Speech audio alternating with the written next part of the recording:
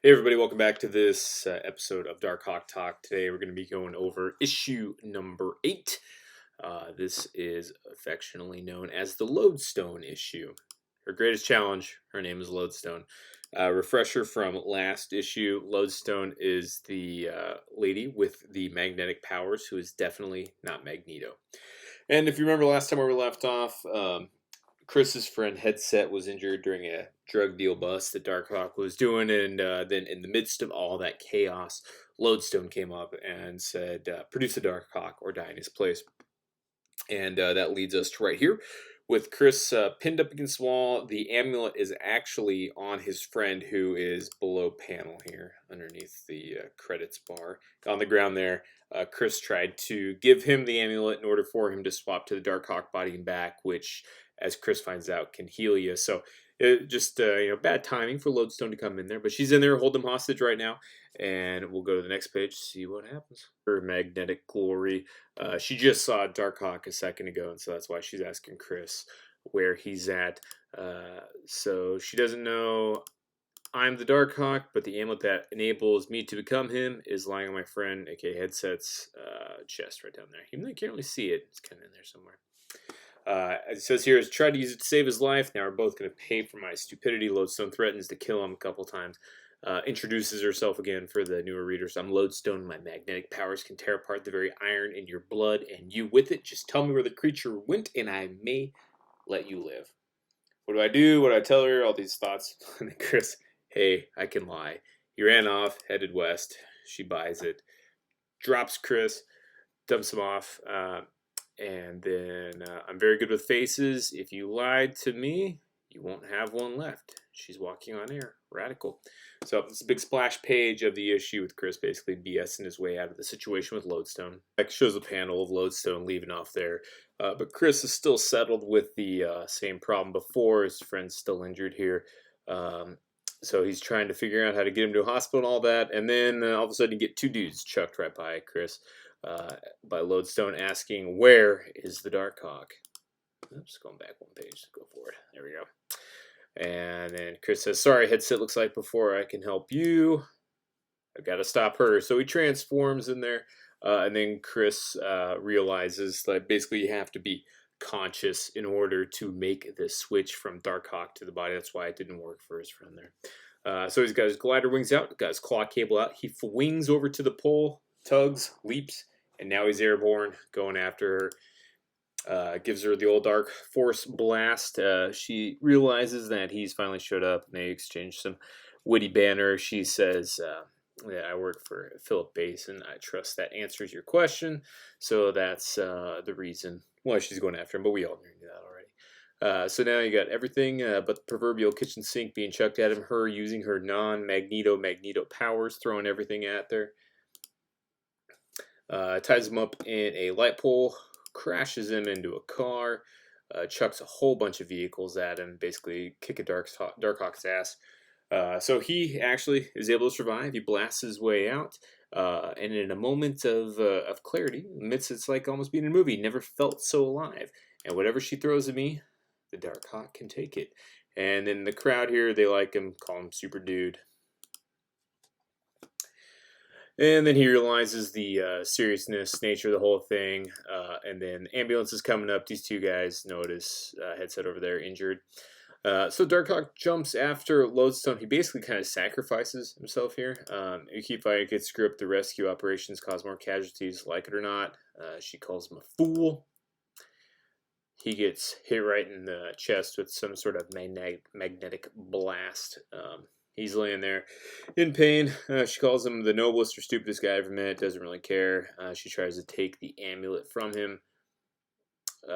Doesn't work out so well. She keeps him suspended. She's trying to pull it off of him. It's loosening in moments. It will be mine. First pleasure, typical bad guy banter and all that. So he's sitting here thinking about Basin the whole time, just getting really pissed off. But then,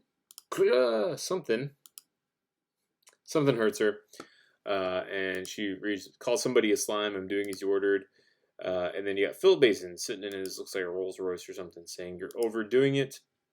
Saying I need him intact. Removing the focus object of power, or Removing the focus. Object of power could damage it irreparably. We must proceed scientifically. Bring him to the lab. I hate him. So he dialed back Lodestone. Lodestone was just about ready to kill Darkhawk, but, Basin called in favor and, said not to. So Chris is suspended. They're taking him back. Headset's getting the help that he needs down here. But who's going to help Darkhawk? Who knows? They fly into an industrial building in Brooklyn. Chris is thinking to himself all these macabre thoughts, and they get him tied up in this contraption. I can't even really begin to describe this. It's just meant to keep him. Whenever I try to move, I get zapped by 1,000 volts. That's like the important thing here. Booth is soundproof, and then you got Basin over here arguing with his cronies, trying to figure out how to take off the ammo without killing Darkhawk. And then you got Lodestone coming in. These two exchange some banter. So, with that pain gizmo of his, you're as much Basin's prisoner as I am. And he's got more than that one hold on me, Hawk. But even if he didn't, I'm sure I wouldn't waste my power on being a do-gooder. I don't think you're going to live out the day. No, got to break free. And he gets zapped right there.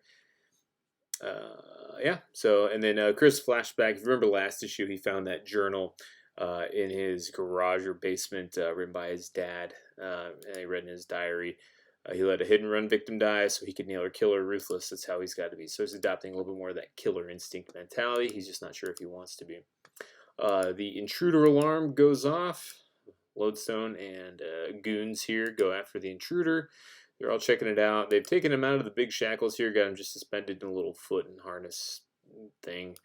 So he actually turns back to Chris in order to try to play with the size a little bit, because they're more set up for a Darkhawk size as opposed to Chris size. And then who is the intruder? Well, it's Allegra Basin, Phil Basin's daughter. What are you doing here? I need to check for this new BMW, Dad. Guess I must have punched up the wrong combination on the lock. Like, you ever give me the right one? So she broke into her dad's super secret lab to get a check for a BMW. If that's not plot convenience, I don't know what is. Allegra said, or Philip says that they'll discuss this later. If somebody else gets it, she's spoiled, wants the BMW, loves Lodestone's outfit, asks if he's Philip's new girlfriend. Chris is underneath here. Chris focusing underneath there. I've got to forget any pain, do this as quickly. And he transforms, and mid-transform, he exerts all of his energy, breaking the shackle. He still gets shocked, but he's able to let it go for just a second. But then Lodestone, even though she was in the other room, she quickly came back and noticed Darkhawk was free and is going to enjoy shellacking him again. It knocks him back into the main room. There's all sorts of scientific gizmos, whatchamacallit, it's in here. Lodestone's just on top of him, hitting him with all sorts of stuff. Philip gets all pissed, comes in, all the results blank, the scanners all recorded nothing, recapture him quickly, woman, or no real pain. And then Darkhawk, is trying to plead with their Lodestone. If you let me go, I'll help you get free of him, otherwise you're always going to be a slave. I told you it's not that simple, now just shut up. Debris knocks the device out of Philip's hand. Lodestone's still letting Chris have it, and then all of a sudden she gets jolted. Why'd you jolt her? Just for fun? She was following his orders. But then, plot twist, it was Allegra. Even though Chris talks about it here, she's got more reason to hate me than any of them. If you remember way back in issue 6, Chris went to the Basin household and basically was about to kill Philip, but then all of his family walked in and he decided not to. And part of that was due to Allegra. So they kind of have a staring contest there in the middle panel. She's just a mixed-up kid who doesn't know what she wants. Maybe I could grab that thing, keep Lodestone down, blah, blah, blah. Chris realizes that's not really worth the effort, so he tries to get on out of there. And that pretty much wraps up what we'll see for Darkhawk for this episode. Now here we've got the side plot going on with Lennox and Grace C-POW. Lennox is a private detective that is casting a suspicious shadow on himself with trying to find Mr. Powell, trying to find him. I remember he went missing way long ago. So he's got another... did the lead pan out? Nope. I don't know why so many guys in the force recommended you. They told me that as a private investigator, you could go places they couldn't. And so they're basically just trying to figure out, if you don't find my husband soon, he's like, trust me, I'll find him. All right, I'll call you tomorrow. I'm sure he will. She walks down the hall. Yeah, she was here. I can't stall her much longer. I say she has to be taken out of the picture. Dun dun dun. So, obviously, Mr. Lennox there is not who he appears to be. So we'll get some answers into that coming up as to who he's working for. With the next issue, we've also got a special appearance of White Boot era Punisher, and we've also got Savage Steel coming back. And then a few issues down the line, I want to say it's not before, maybe in the late teens. We're going to see Lodestone coming back, get a little bit more conclusivity of her story arc, and we'll also get to know a little bit more about Allegra Basin as the story goes on. She actually, spoiler alert here, she's going to be one of the bigger quote unquote bad guys, especially as we get towards the end of the series.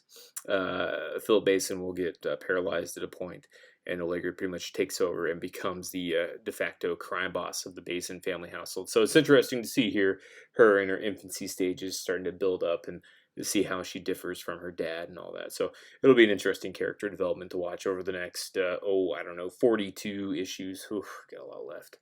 But as always, guys, I appreciate you sticking around, listening to me bloviate about this character. I really do love this series. It's a lot of fun going back and reading through all these issues, and I hope you guys are enjoying it too. So until next time, my friends, stay dark.